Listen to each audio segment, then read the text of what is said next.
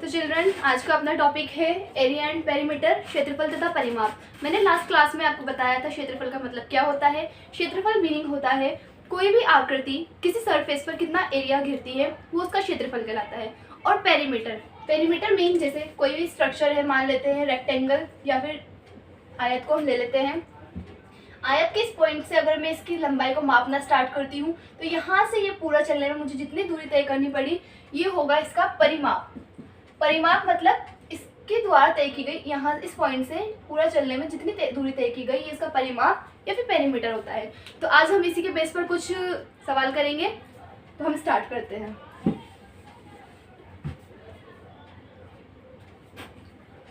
सबसे पहले हम देखेंगे आयत के क्षेत्रफल का सूत्र और वर्ग के क्षेत्रफल का सूत्र। हमारा फर्स्ट टॉपिक होगा क्षेत्रफल।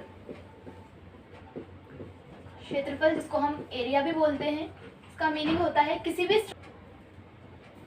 एरिया का मीन होता है किसी भी आकृति के द्वारा सरफेस पर जितना एरिया घेरा जाता है वो उसका क्षेत्रफल कहलाता है। जैसे कि मान लो ये एक वृत्त है, लास्ट क्लास में हमने वृत्त से ही सीखा था। इस वृत्त ने यहाँ पर जितना भी एरिया, ये अंदर का एरिया घेरा है, ये इसका क्या कहलाएगा? क्षेत्रफल या फिर एरिया। तो हमें इसका फॉर्मूला बताना होगा। अभी यहाँ पर ये वृत्त था, लेकिन अभी हमें किसका फॉर्मूला बनाना है? आयत का क्षेत्रफल।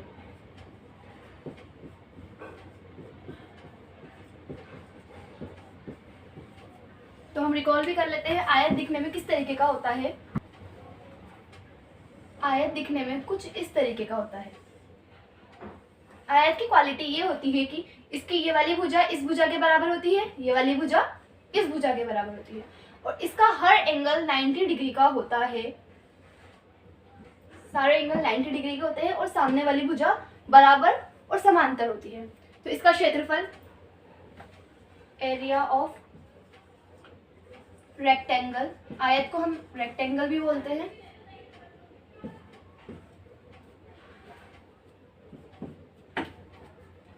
लंबाई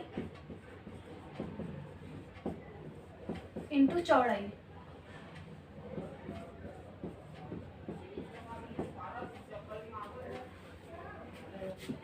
हम इसकी लंबी दूरी को L से डिनोट करते हैं, जिसका मतलब होता है इसकी लंबाई, और इसकी छोटी दूरी को हम B से डिनोट करते हैं, जिसका मतलब होता है ब्रेड्थ या फिर चौड़ाई।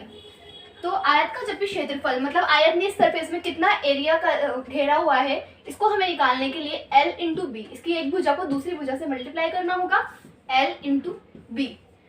तो आयत का क्षेत्रफल क्या हुआ? LB। तो हमारी नेक्स्ट स्ट्रक्चर है स्क्वायर, वर्ग का क्षेत्रफल। वर्ग क्या होता है? वर्ग आयत का एक टाइप होता है। आयत जिसमें दो भुजाएं बराबर होती है आमने सामने वाली, उसी की तरह जो वर्ग होता है, वर्ग में चारों भुजाएं बराबर होती हैं। ये भुजा ए है, ये भुजा ए है, ये भी ए और ये भी ए, तो इसकी चारों भुजाएं ए होंगी।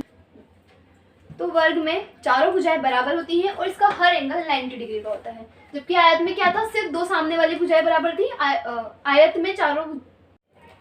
तो अब हम देखेंगे इस वर्ग या स्क्वायर ने इस सरफेस पे कितना एरिया घेरा है, कितना क्षेत्रफल घेरा है। तो जैसे कि मैंने बताया कि वर्ग जो है एक आयत का एक टाइप होता है। तो आयत का क्षेत्रफल हमने कैसे निकाला था? इसकी एक लंबाई को दूसरी लंबाई से मल्टीप्लाई करके। उसी टाइप से जैसे वर्ग है, वर्ग की हर भुजा ए है, सारी भुजा इक्वल है, तो इसकी भी एक लंबाई को दूसरी लंबाई से इंटू करना होगा। तो मान लेती हूँ मैं सारी, अब इसको लंबाई या चौड़ाई अलग अलग तो बोलेंगे नहीं हम, सारी इक्वल है तो भुजा बोलेंगे हम इसको, भुजा या साइड। तो जैसे लंबाई इंटू चौड़ाई क्या था, वैसे भुजा इंटू भुजा। ठीक है, तो भुजा इंटू भुजा मतलब हमने जब दो सेम क्वांटिटी को एक साथ मल्टीप्लाई किया जाता है तो हम उसको स्क्वायर लगाकर लिख सकते हैं। मतलब भुजा दो बार मल्टीप्लाई हो रही है तो भुजा का स्क्वायर। अब भुजा की वैल्यू कितनी बताई मैंने यहाँ पर? a, तो हम इसको a स्क्वायर लिख देंगे। ये हुई हमारी दूसरी इक्वेशन और वर्ग का क्षेत्रफल। तो आया समझ में? तो चिल्ड्रन, ये था अपना वृत्त का, आयत का क्षेत्रफल और वर्ग का क्षेत्रफल। तो आप वीडियो को पॉज करके इसको अपनी नोटबुक में राइट कर सकते हैं।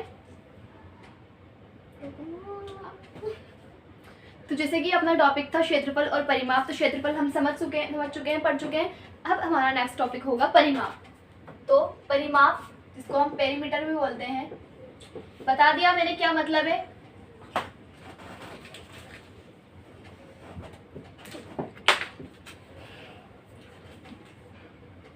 ये हमारा आयत है।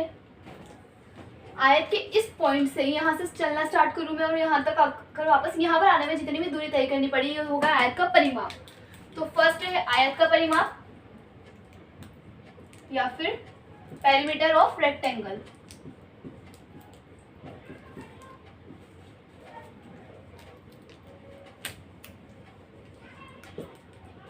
Perimeter of rectangle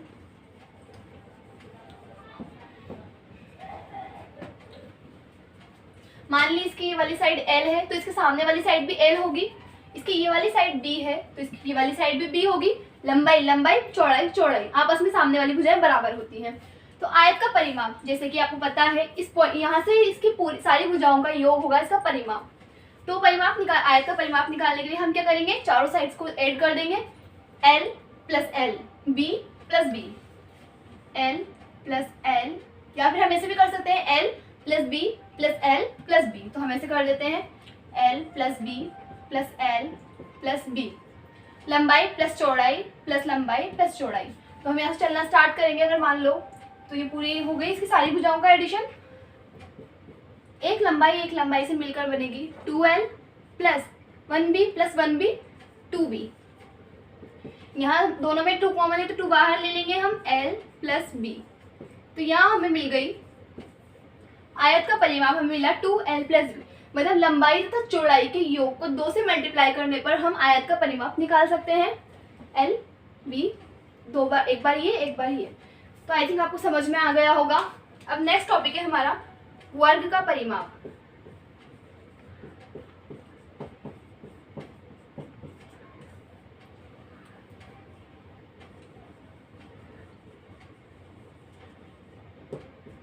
perimeter of square. Square कैसा दिखता है पता है ना आप लोगों को, थोड़ा इस टाइप का। इसकी ये वाली साइड A है, ये भी A है, ये भी A और ये भी है, सारी साइड्स इसकी इक्वल होती हैं। तो इसी प्रकार इसकी सारी भुजाओं का एडिशन क्या होगा, A plus A plus A plus A। 4 bar A को ऐड करना पड़ेगा, A plus A plus A plus A। तो एक बार A, 2 बार, 3 बार और 4 बार। तो 4 बार A ऐड होकर क्या बनेगा 4A, या फिर इसको हम बोल सकते हैं 4 इंटू भुजा, क्योंकि A इसकी साइड ही तो है भुजा। तो ये हमारी 4th इक्वेशन बन गई, जो कि क्या है वर्ग का परिमाप। मतलब वर्ग की पेरीमीटर या फिर परिमाप, चारों भुजाओं का एडिशन निकालने के लिए हमें अलग अलग नहीं जोड़ना होगा, इसको हम इसकी एक भुजा को हम 4 से मल्टीप्लाई करके निकाल सकते हैं। तो आप लोग इस वीडियो को पोस्ट करके इस चीज़ का स्क्रीनशॉट लेकर अपने नोटबुक में नोट कर सकते हैं।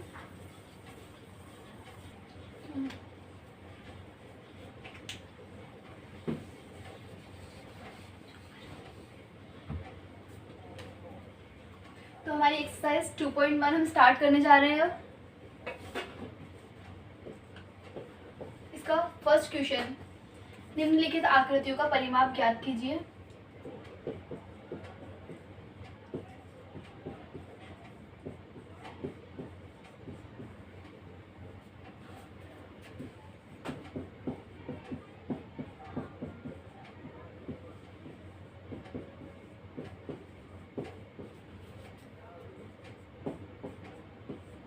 तो हमारी फर्स्ट आकृति है यहाँ पर स्क्वायर। तो स्क्वायर का आप परिमाप निकाल सकते हैं। तो इसका फर्स्ट क्वेश्चन बहुत इजी है, जो कि आप लोगों को खुद करना होगा। फॉर्मूला है स्क्वायर का पेरीमीटर, स्क्वायर की पेरीमीटर निकालने के लिए। मैं सेकंड क्वेश्चन करवा देती हूँ आपको। सेकंड क्वेश्चन में स्ट्रक्चर है हेक्सागन। हेक्सागन होता है जिसकी 6 भुजाएं हो और 6 बराबर हो। कुछ इस टाइप का दिखाई देता है हेक्सागन, जिसको हम षष्ठभुज भी बोलते हैं। हेक्सागन या फिर षष्ठभुज। षष्ठ मतलब 6 होता है, जिसकी 6 भुजाएं हो। हमारे क्वेश्चन में हमें इसकी सारी भुजाएं दे रखी है 5 सेंटीमीटर की।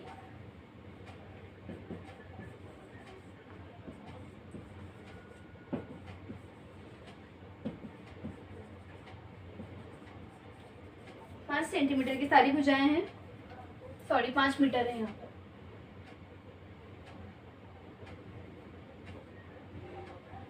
पाँच मीटर की भुजाओं वाला हेक्सागन है, इसका हमें परिमाप निकालना होगा।